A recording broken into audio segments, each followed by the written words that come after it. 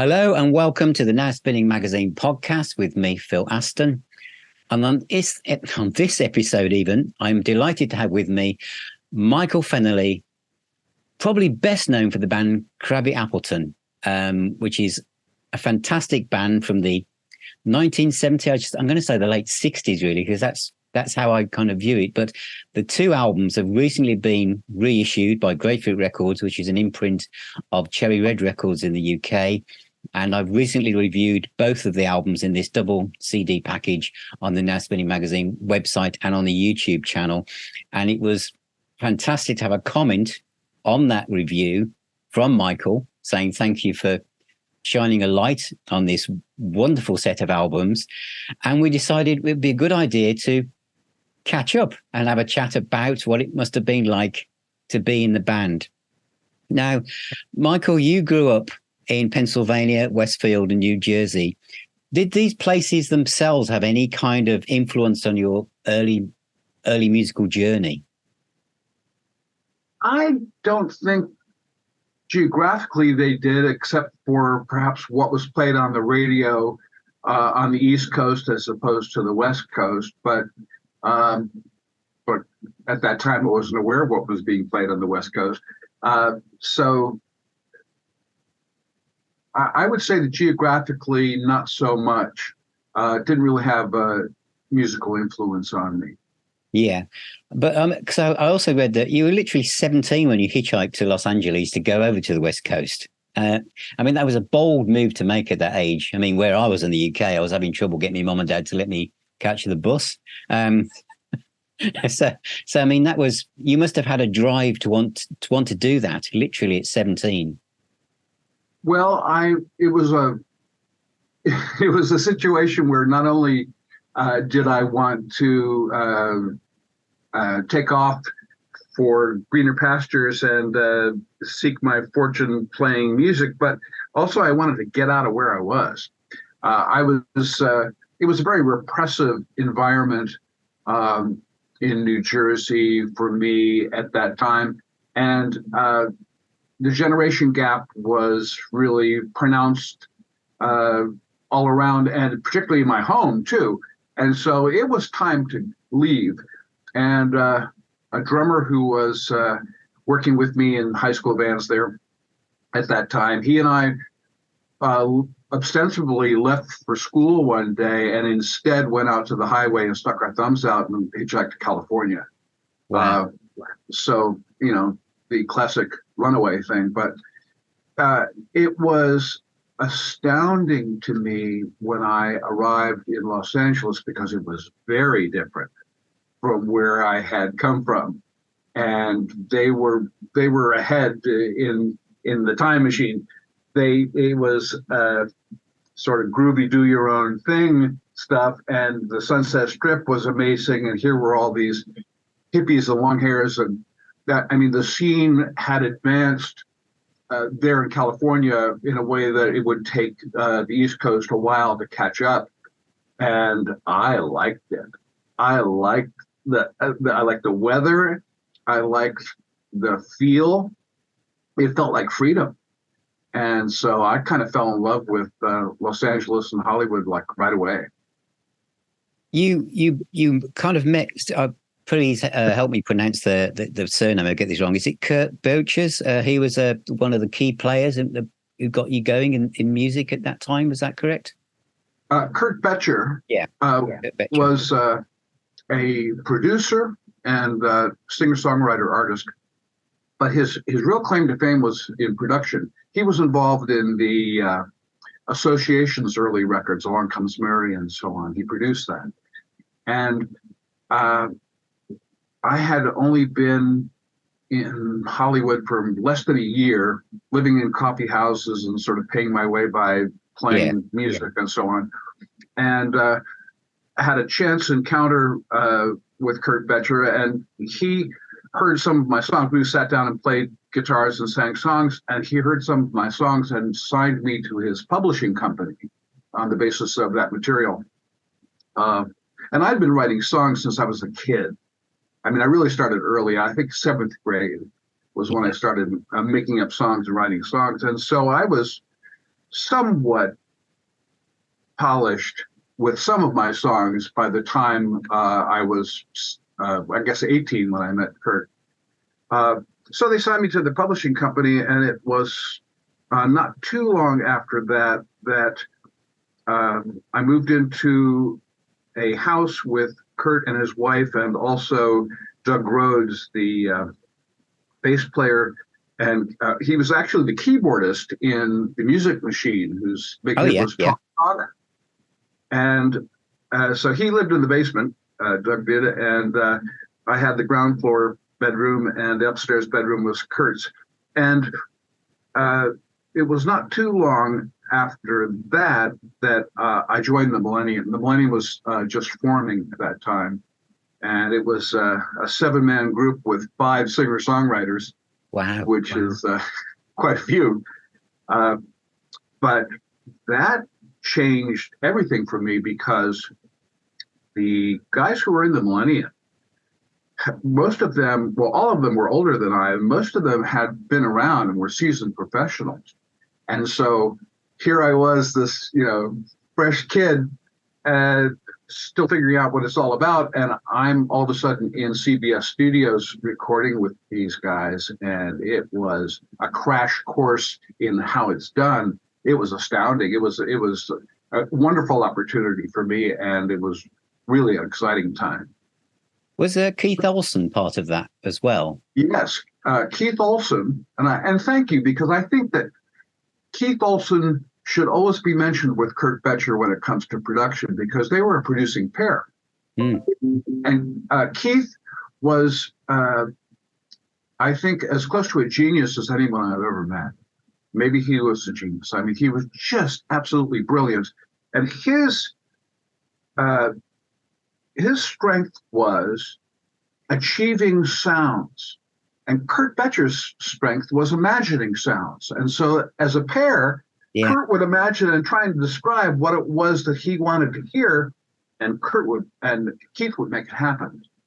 And so, you probably know that Keith went on to become a very successful producer. Yeah. But I worked with him a couple of times. I worked in the Millennium when he was co-producing with Curt, and then my last solo album, Keith engineered over at Sound City in Hollywood. And Keith was really brilliant. I mean, he to work with him was to have things sound the way you wanted them to sound, and you could worry about other stuff. Fantastic. So the Millennium made the album Begin. Was it Begin? Was that the main album? It is the only album. Millennium did. Since that time, actually, in more recent years, there have been compilations of Millennium demos that have been released, but the only studio album that we ever did was one for CBS called Begin. Can you imagine? Obviously, you were around, more seasoned and a bit older than you musicians, and the album must have had, as you say, all these names behind it. Were you expecting it to kind of do better than it did? Because I think it wasn't a commercial. It was a commercial. Commercially, it didn't do so well. There must have been high hopes for it because of all the people who were connected to it. Oh, we thought we were going to be the next huge thing. I mean, we were convinced of it. And we were rather surprised when it turned out that we were not. But, maybe that's somewhat common, but for bands who were starting out and getting in the studio, but there were a lot of people around us who thought we were going to be huge. And so the Millennium was an odd group in that it was kind of cult-like in some ways. Curt Boettcher was a very charismatic person. Yeah. He was very brilliant, and so he attracted a crowd around him of persons who were saying, "Oh my gosh, you're brilliant. Oh my gosh, you're great." And the band got that too. And so we were constantly being told that we were magnificent. And it was after Begin was released that we found out that however magnificent we might be, the record just sort of fell flat. Around this time, because in the area of Los Angeles, I mean, thinking of the Sunset Strip and everything. For me in the UK, or for a lot of my listeners and readers, this was like a melting pot of bands like The Doors, The Byrds, Love, Arthur Lee, and The Seeds, and all these kind of bands. Were you amongst all of that at this time? Were you going to see bands like that, or were you really focused on your own music? Well, I can't say that I interacted a lot personally with other musicians. The Millennium was sort of self-contained and cloistered in a way. We created music with all these singer-songwriters sort of gathered together in woodshedding. And so I personally didn't have a lot of interaction. Once in a while, I'd meet somebody. I think there was a party to open Elektra's new studios, and so I met Jim Morrison, at the bar, and I ran into Janis Joplin at CBS when we were recording there, because she was recording with Big Brother and the holding company then. Wow. They were going to do their album Dope, Sex, and Cheap Thrills, which the label made them change the title.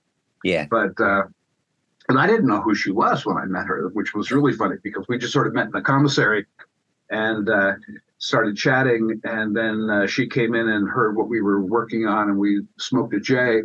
And so my claim to fame, I guess, is that I smoked a J with Janis Joplin back in the day. Wow.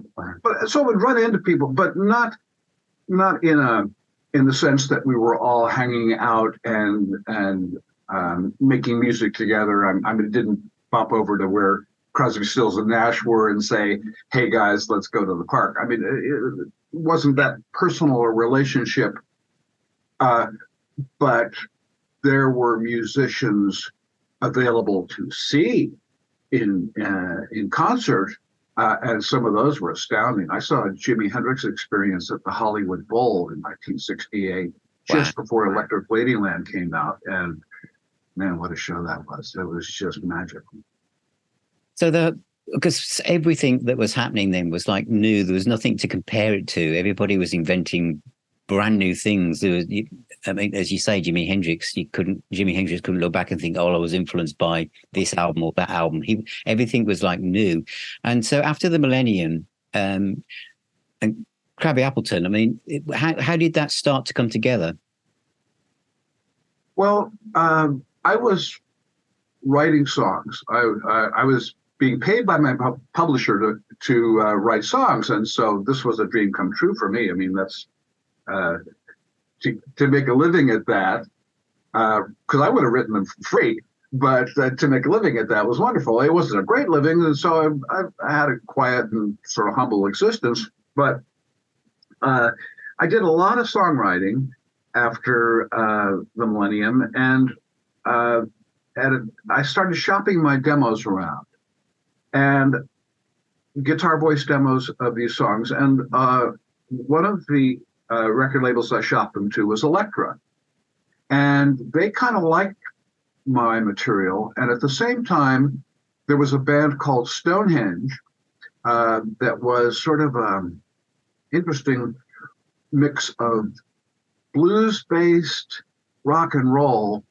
but also had a classically influenced keyboardist. And so there was an element of prog in there too. These were really good players.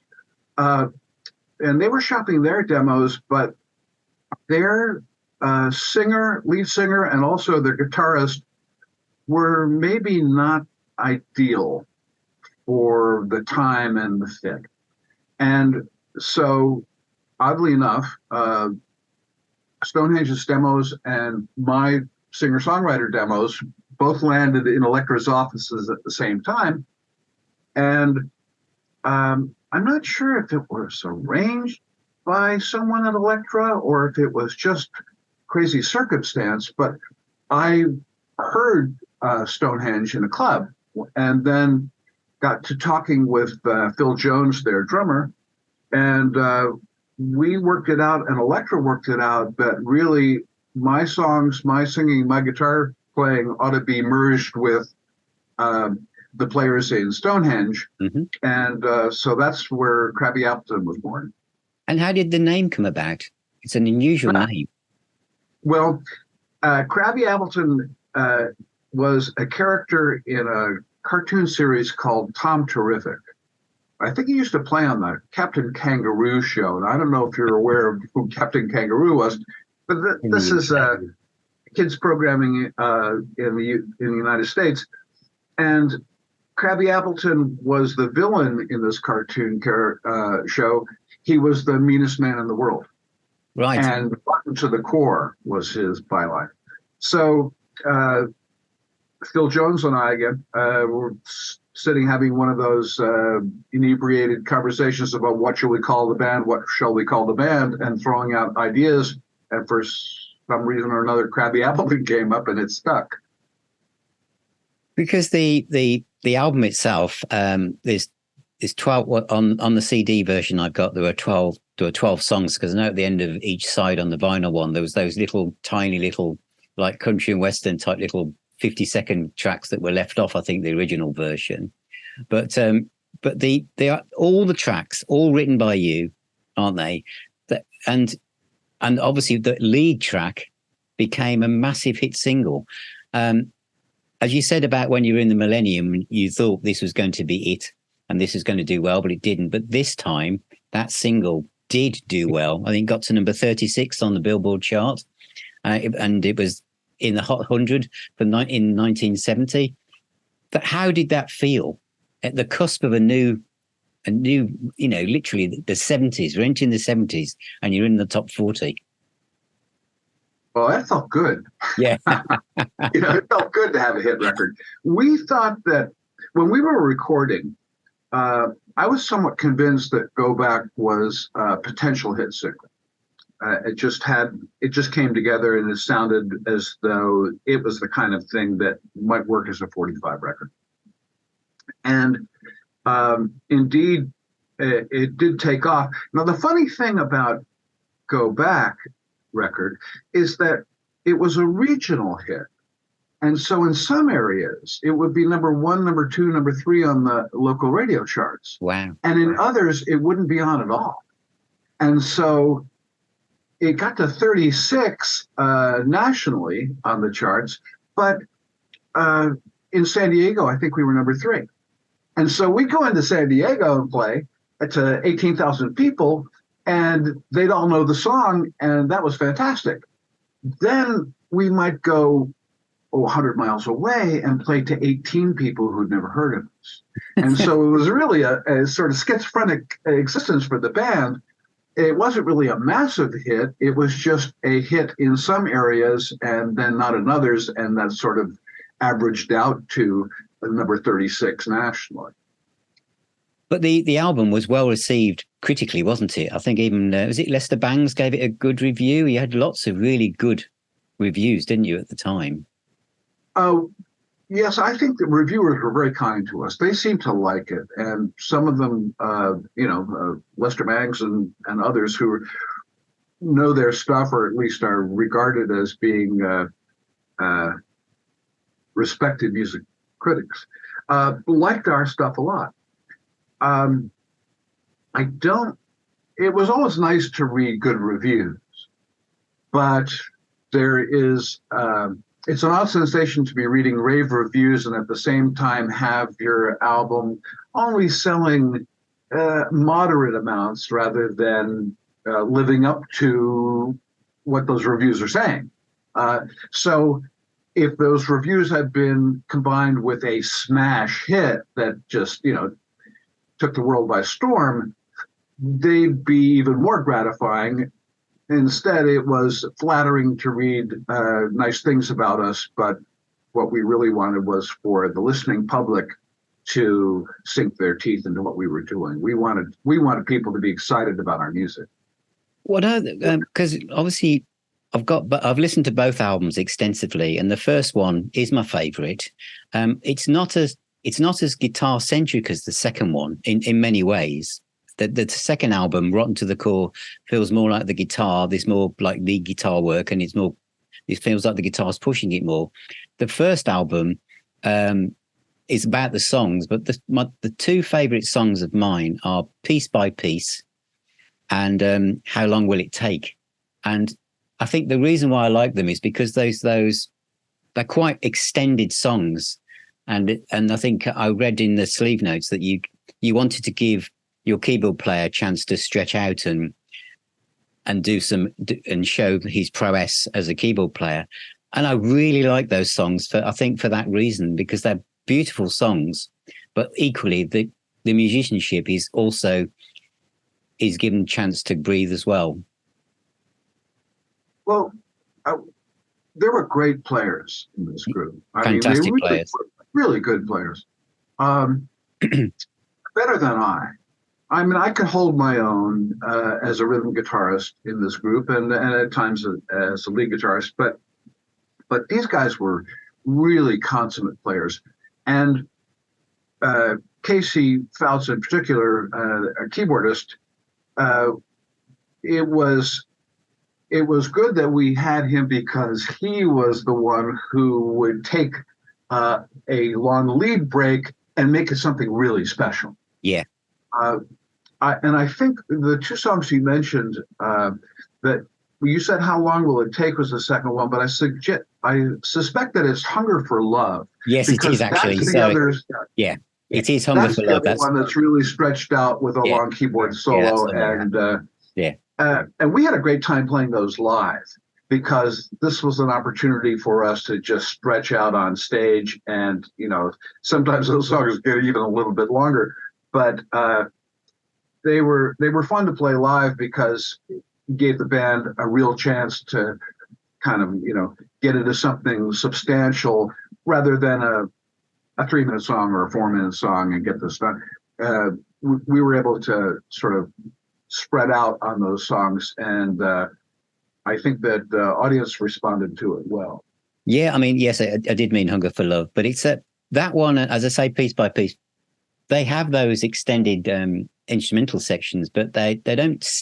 I mentioned them separately, but they don't stand out from the other songs. They are obviously, the songwriting is wonderful, and they all flow. The way that the album was sequenced back then, it all works really, really well. And you talked about what it was like being on stage, being able to extend some of those and how that felt. You were playing or opening up for acts like The Doors and Sly and Family Stone and Three Dog Night. So, I mean, that must have felt also amazing to go out and open for those acts.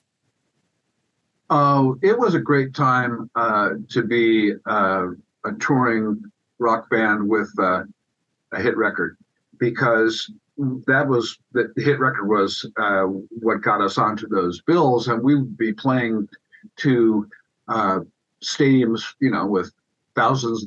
We'd be playing in arenas with maybe 20,000 people. We'd be playing pop festivals with even more, because this was the time of outdoor pop festivals, and they were very popular.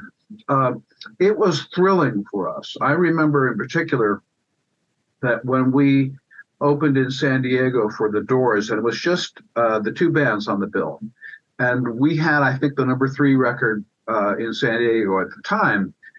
And before we took the stage, we could hear roaring and cheering from the crowd, and we looked out through the curtain, and they were cheering because there was a giant inflated ball that the crowd was batting around, and if someone did a good bat of it, everybody cheered.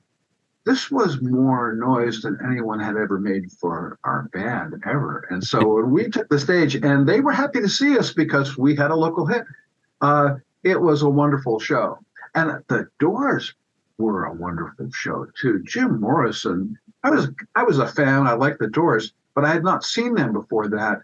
And Jim Morrison was really just an amazing character. I mean, to watch him on stage, he really had charisma that just dripped off of him. There was something very, very special about him. Wow. So when you supported the Doors, was that 1970? Was it? Oh, I believe so. Yes. yeah. Wow. So that would be kind of like the Morrison Hotel, I guess. Or is that the right album? I think it is. Probably around that time. Yeah. Yeah. Yeah. But well, yes, it must. But again, it must have been fantastic. Did you meet any of them backstage, or did they watch you, or do you know? We would encounter some bands. We get together a little bit with some. Those really big shows, there's less interaction, at least there was for us. You'd have your dressing room down here, they'd have their dressing room up there. And I would imagine that there were enough people who really wanted to hang with Sly and the Family Stone that they didn't need the opening act in there too. But I think in smaller venues, it was more likely that we'd run into musicians and make friends with them. But I got a chance to see some great bands. I mean, part of the thrill of being able to open those shows was not just to be able to play on them, but also to be able to witness some of the acts that were playing at the time. And so when people make these sort of competitive social media lists about bands I've seen, oh my gosh, my list of bands I've seen is hard to beat. It really is. From the I would say your list is probably unbeatable. You've already mentioned Jimi Hendrix and the Doors and Sly and the Family Stone, so I think everyone will just be on their knees anyway, thinking, well, that's that then. Well, I'll throw in that my first concert was the original lineup of the Beach Boys when I was just a kid. The original lineup around the time of Fun. And it wasn't all that long after that I saw Bob Dylan at Carnegie Hall with the band backing him up, although we didn't know it was the band at the time. It was Levin and the Hawks. But so my list of shows I've seen is pretty wonderful. I would say it is. The Elektra records, they might have been a bit disappointed with the sales of the first album, but they obviously had they felt positive about you going in and doing a second album. Now, your second album is different to me musically than the first. It's more diverse. There is more kind of, as I said, it does seem more guitar centric. There's less of the keyboards being in the forefront. It's more guitar. Was there a decision to change direction or to try something different with the second album? I can't say that there was. One major difference was that we changed producers.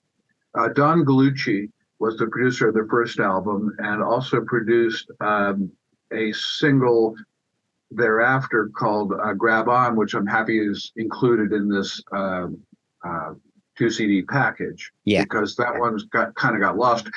That single wasn't on the first album, nor was it on the second. It was in between. For the second album, Robert Zachary was the staff producer for Elektra who produced it, and Bob came from more of a folk background, and so although the band had been playing a lot of live gigs and were rocking pretty hard at that point, there was this odd dynamic in the studio where we were sort of softened up somewhat by the production approach.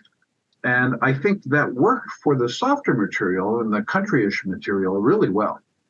But I think that it didn't really benefit the hard rock material. We had trouble capturing how fierce we were in the studio at that time. And I know that happens to bands sometimes. They're playing live and loud and live, and in the studio they have some difficulty getting that on tape. And I think we struggled with the second album in that respect. But there wasn't a conscious decision to change approach. I have been self-indulgent pretty much all the way through my record making, that I want to do the songs that I like, as opposed to the songs that all fit into a particular category. And so I'm always writing songs, and the ones that I think are better rise to the top like cream, and the ones that are not so good fall by the wayside. And then when it's time to record, I want to record the good songs. And so sometimes that's the country songs, and sometimes that's the hard rockers, and sometimes that's the ballads. But I really resisted all the way along being steered into a particular genre and saying, well, why don't you do lots of songs that sound like Go Back or this one? Yeah. I just really wanted to do whatever song was my favorite song at the time, or whatever 10 were my favorite 10 songs at the time that I'd written. There's also it feels to me that there's more guest artists on the second album. You've got like there's fiddle violin player on one song, isn't it? And also my favorite song on this album is Makes No Difference. That's one with there's a lot of female vocals on that one. I really like that track. The Blackberries thing. Yeah, I love that. Yeah, they were terrific. I mean, they really just sort of, not only were they delightful personally, but I think that they added a sort of heavenly element to that song that wouldn't have been there otherwise. Yeah, it's I really love the parts they did. Yeah, it's fantastic.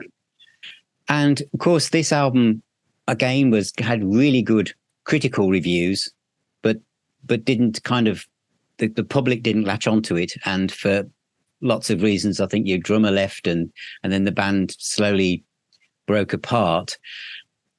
But you were given the opportunity of then pursuing a solo career. Was it easy for you to transition from being in a band? Literally, you were the main songwriter for all of this. So did you almost see yourself as a solo artist while you were in the band, or was it difficult to transition towards your next step as being a solo artist, as a solo career? I think there was more of an evolution. I was the singer, songwriter, guitarist in Crabby Appleton, and so there wasn't someone else writing and vying for their material to be done. I was doing that, but that was my role in the band, and I had great players who supported songs. I mean, that was one of the great things about Crabby Appleton, was that as good players as they were, they served the material. And so if we had a song that was a particular style, they contributed what would further that song. So to do a solo album, I think what was strange for me was not having rehearsed with the musicians with whom I would record. When my first solo album was in the UK with Chris White producing, and I came over with Casey Phelps, the keyboardist from Crabby Appleton, and then we rehearsed for a couple of days with drummer and bass player from Argent, Jim Rodford, the late great Jim Rodford, and Bob Henrit. And very quickly had that stuff worked out. We were a tight little rock band in a matter of days, but I had not worked that way going into the studio before.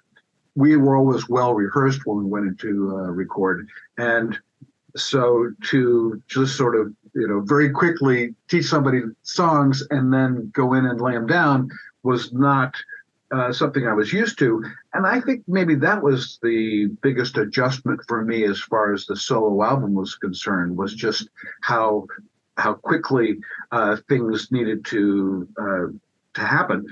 And yet the players I was working with when I was recording with Chris White were so absolutely brilliant that they picked it up right away. And I should never have doubted for a moment. We didn't need the woodshed for 3 weeks in order to work on some songs. These guys could do it 3 hours.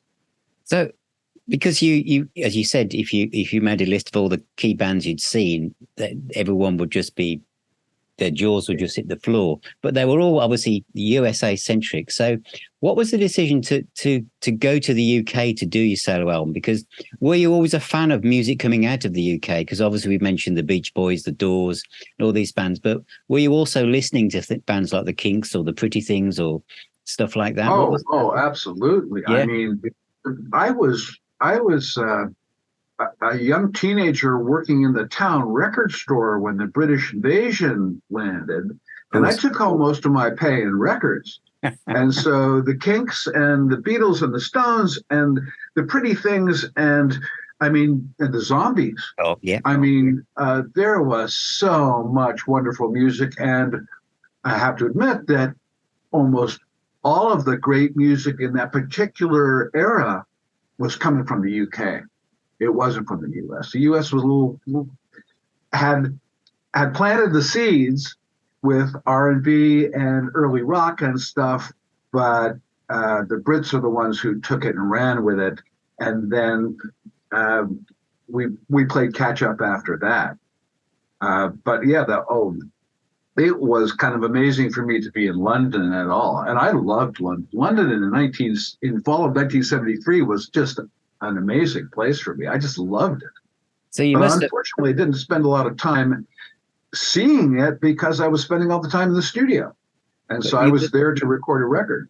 So being a fan of the Zombies, and then you find yourself working with members of Argent, which is obviously the Connected. Was that and did you also have Jeff Beck come along as well and play one on the album?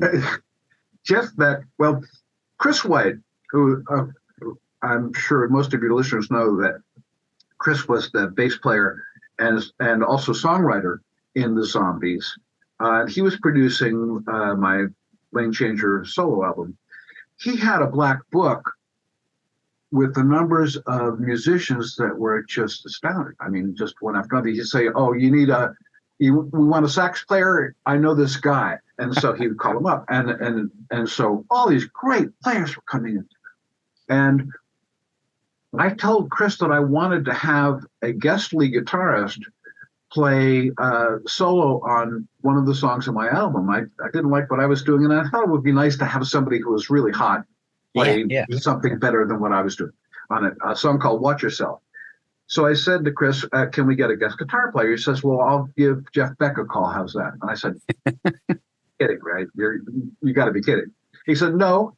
And he did call Jeff Beck, and Jeff agreed to come down and do it. Wow. And so there he was sitting in the studio, and God walks in holding a guitar case, and he plugs into my little Fender Princeton amp and noodles around learning the song as we're playing it back in the studio. And I'm watching this guy play, and I'm watching his hands, and his strings are turning liquid. It's like Jeff Beck, and I'm trying to contain myself. But anyway, he learned the song. He wanted to buy my little amp, but I wouldn't sell it to him. And then he went out into the main room, and we ran the song a couple of times, and he played lead on it, and he did some really great stuff. And then after that, later on, he gave Chris White a call and said that he wanted his performance to be anonymous. Okay, so I think Jeff's brilliant guitarist, but a little quirky at times. So anyway, I don't know why he wanted to be anonymous, but that's the way it was. And so he's not listed on the credits on the album, but I'm glad his playing is on there because I really like what he did on that song. And it doesn't sound like me. Well, I think it's one of those things, isn't it, that obviously with the sad passing of Jeff Beck in recent times is that, and I know there's lots of Jeff Beck fans who want everything he's ever done. It'll be interesting now that there's a sudden surge of people looking for your solo album because it contains one of the lost sessions of Jeff Beck that they didn't know existed. I've had to laugh a couple of times because I've seen some things where Jeff Beck fans have listed a number of the songs on that record on my album as being Jeff Beck parts, and there's really only one. And you think that if you're a real Jeff Beck fan, you'd be able to pick the difference between Jeff Beck playing guitar and Michael Fennelly playing guitar because we shouldn't be mentioned in the same sentence, you know. Yeah, but it's pretty funny. Did you go back to the US after the recording of your solo album, or did you stay in the UK for a while? What was your next steps? I would have liked to have stayed in the UK for a while just because I was so enamored with it, but I was on a tight recording budget where I came in, made the record, and had to go back home. And then I toured some with a band I put together in LA on that record. It didn't do a lot. It didn't sell a lot. There wasn't a big fanfare around that album. Although I must admit that I'm very fond of that album. I think the first Crabby Appleton album is something that's very special to me, and the Lane Changer album is probably some of my best work. Yeah. And then thereafter, kept writing songs and had bands and had another opportunity to do a solo album and did it here not here. I'm not here anymore. I'm now in Oregon as opposed to Southern California, but did it here in the United States with a band in LA. And we went into Sound City with Keith Olsen engineering and Denny Bruce producing, and did an album called Stranger's Bed for Mercury. That was in '75. And that one got no promotion at all. That's my best kept secret, I think, is that record. Yeah. Did you also do a session for Steely Dan as well? I did. I think that was just I'm thinking that was just before I went to the UK and did Lane Changer. Oh, right. Okay. And someone contacted me and said, Steely Dan is looking for a sideman lead singer. And I said, what exactly is that? They said, well, Walter Fagen doesn't like to, Donald Fagen, doesn't feel comfortable singing live on stage, and so they want to get someone to sing the songs when they're performing live. And I said, okay. And so I went down to the studio where they were recording their second album, and Donald played the piano while I sang one or two of their songs, and I copped their sound. I really did. I copped his vocal sound because I can do that. And I sang the song for him, and then when I was done with that audition, they said, would you like to sing a high harmony part for us on a record, a song we're working on now? And I said, sure. And so I recorded the high harmony on a song called Boston Rag on the Countdown to Ecstasy album. Yeah. And then later on, they got back to me and said that they had decided they were going to go with another singer. And I think they were smart to make that decision because I was not what they want. I would have been trouble because they didn't need me. No, they didn't need me. They didn't need my songs. They didn't need my stuff. They had everything they needed except the comfort of performing it live for Donald Fagen. And I guess he got over that because thereafter, or soon thereafter, he was singing the songs and singing them nicely. So yeah, it would have been short-lived and problematic, I think, if they had hired me to be a guy who was a sideman singer, because I'm not a sideman. So after your two solo albums, what happened after that? Did you focus more on songwriting? Because I know people like John Verity covered your songs later on, and other people through as the years have gone past have also covered your songs, haven't they? So did you kind of concentrate more on songwriting, or? No, I kept on writing songs because I've always written songs, and I kept on having bands, and we'd rehearse and we'd go out and play in local clubs and so on. But in the latter part of the 70s and actually through the 1980s, the music scene in Los Angeles really changed, and it became dominated by hair metal bands.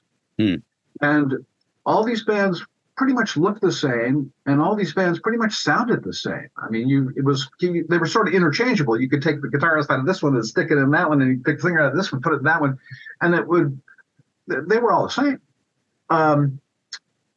And I wasn't a hair metal band guy.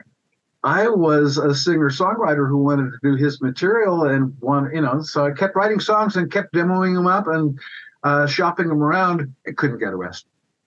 Couldn't get it, just nothing.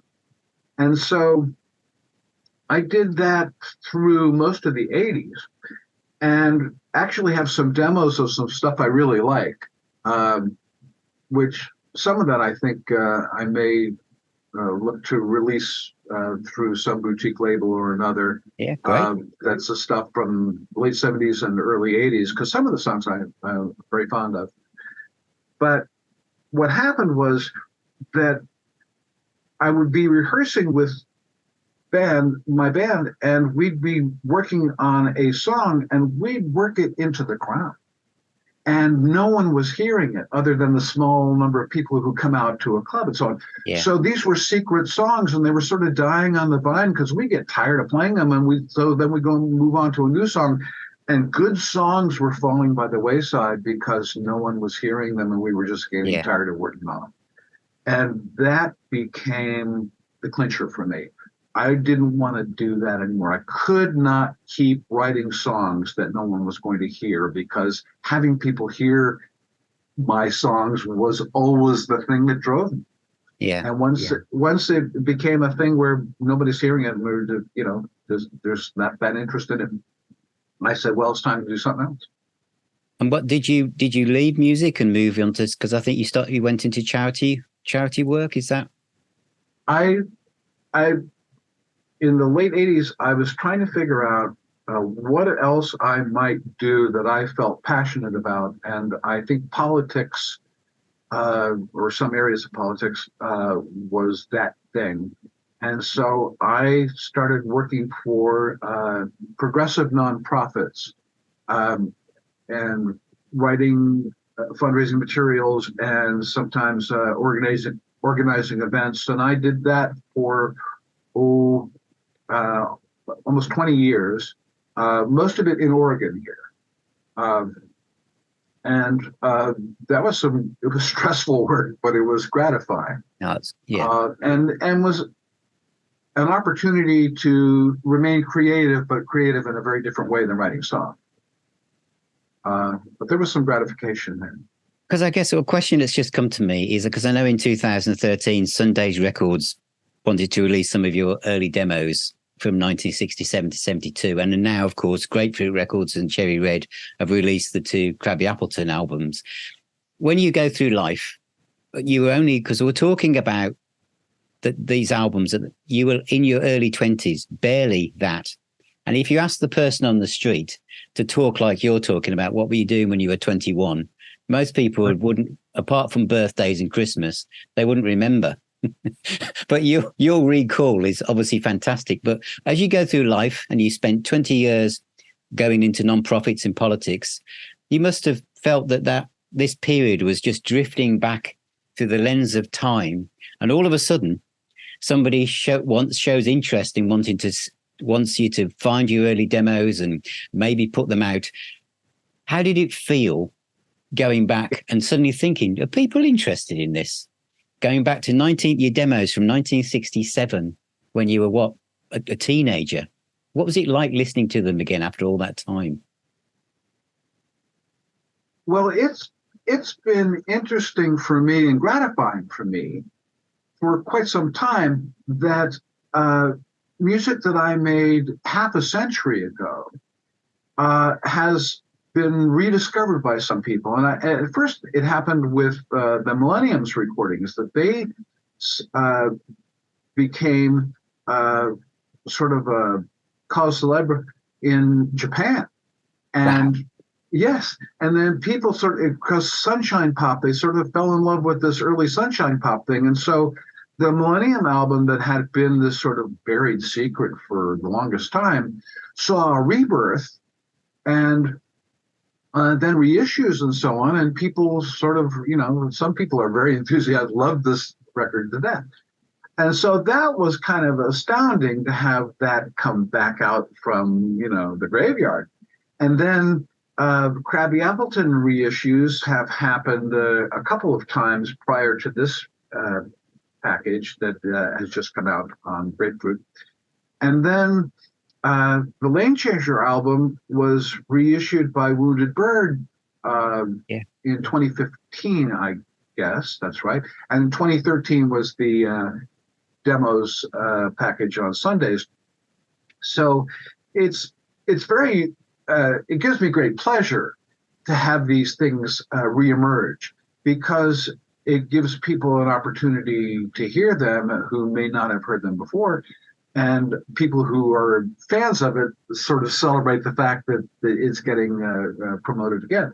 So, that's all the way along. Since I was just a kid, all I wanted really was for people to get excited about my music, to be able to get it out, to just, like a primal scream, to release what was in there musically, and to have people be excited about it in the same way that I was excited about the music that I was growing up with, where you'd rip off the shrink wrap from an album and drop it on the jacket, or put it on and just be in seventh heaven.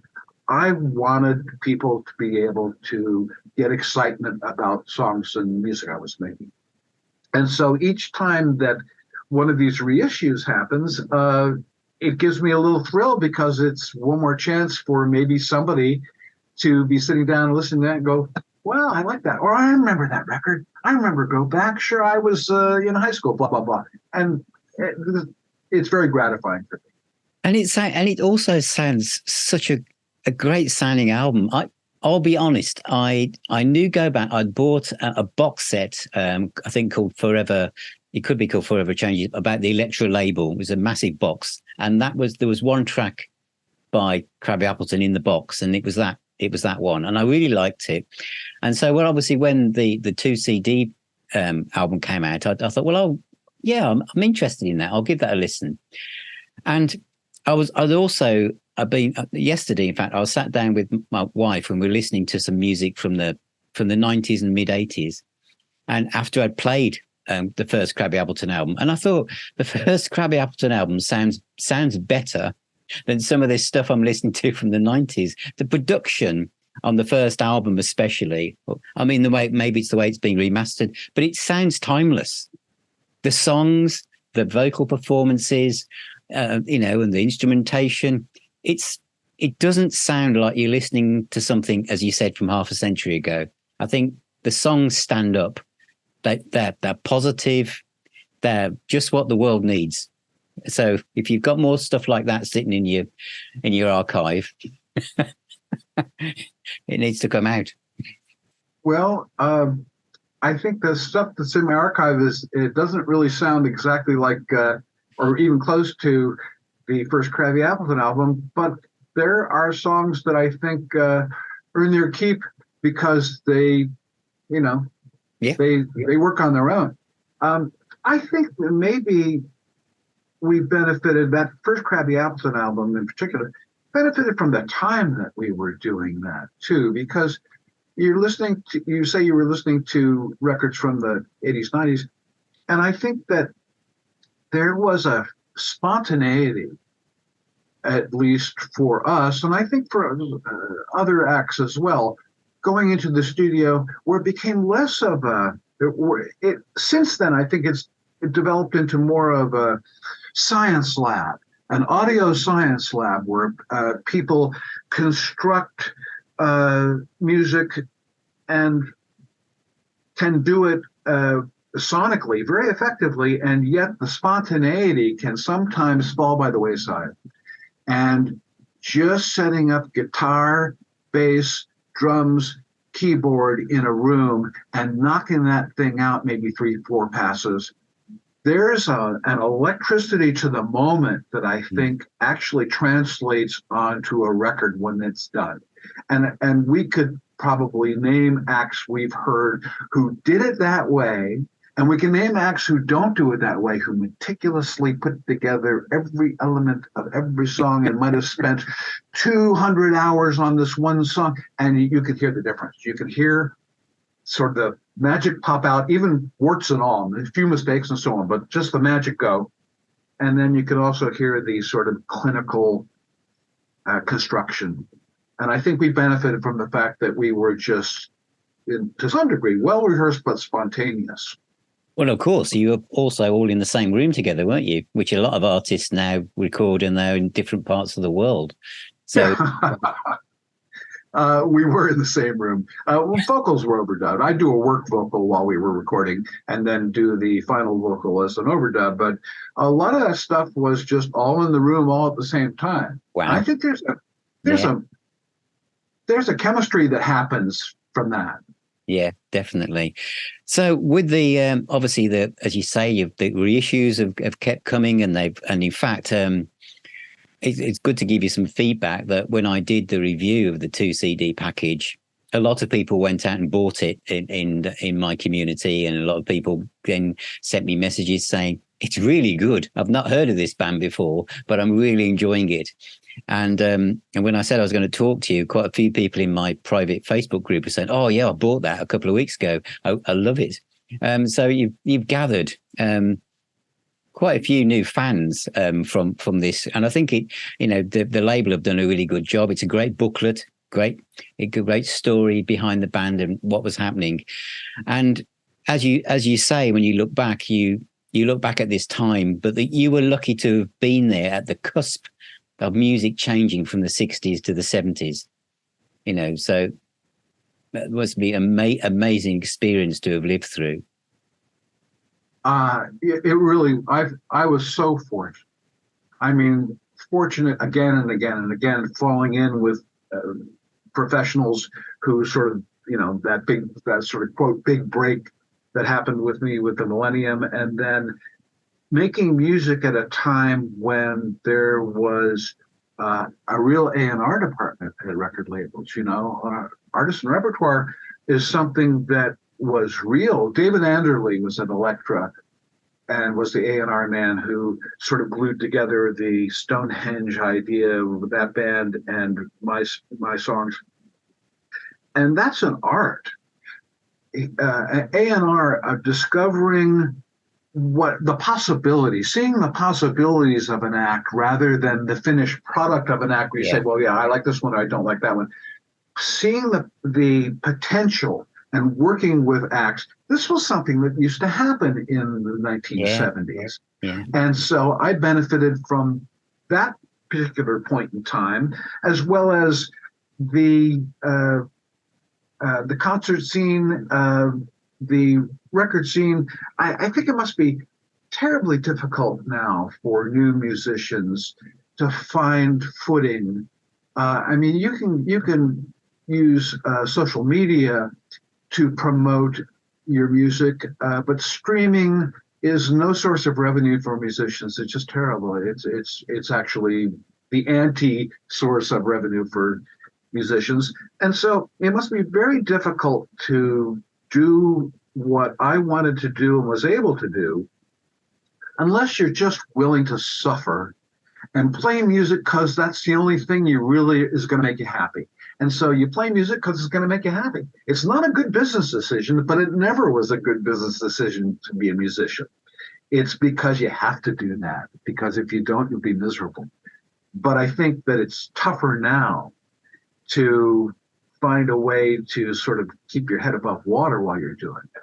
And I'm sorry about that for musicians who are playing now, but I feel very fortunate that I was doing this at a time when it seemed to be, it was sprouting like flowers everywhere. It was a great time to be playing music. It certainly was, Michael. Well, thank you very much for your time today, and for everyone watching and listening. Get a copy of the Crabby Appleton 2 CD set. It's well worth having. It sounds wonderful, some great music on it, and hopefully maybe your 2 solo albums will be repackaged again for everyone, because I think Wounded Bird is quite hard to find those over here in the UK at the moment. But for everyone, remember there's a hidden Jeff Beck session in there that you need to find. So thank you, Michael, and today for all your time. It's been great and wonderful talking to you, and wish you all the best for the future. So thank you. It's been my pleasure. I really enjoyed it. Thank you. Big thank you to my guest, Michael Fennelly, from the band Crabby Appleton. But as you heard, he's obviously done lots of other things as well. But it's a great set. It's on Grapefruit Records, which is an imprint of Cherry Red. I did a full review on the Now Spinning Magazine YouTube channel and website. And I have to say that as much as that review's great and lots of people liked it. I've played the album so much more since, and so much more riches have come out of the albums. And it's a wonderful person to talk to. And imagine what it must have been like to tour with the Doors, Sly and the Family Stone, to see Jimi Hendrix, Three Dog Night, and all these bands. How wonderful! And I must obviously go and seek out his solo albums as well. As you know, there is that hidden Jeff Beck session that we'll all be after now. So thank you again to Michael Fennelly for his time today. Remember, everybody, music is a healer and a doctor. Please subscribe, become a patron or a YouTube member. Check out the Now Spinning magazine website at nowspinning.co.uk, and also the private Facebook collectors community, obviously on Facebook. So take care, everyone. Keep spinning those discs, and I shall see you on my next episode.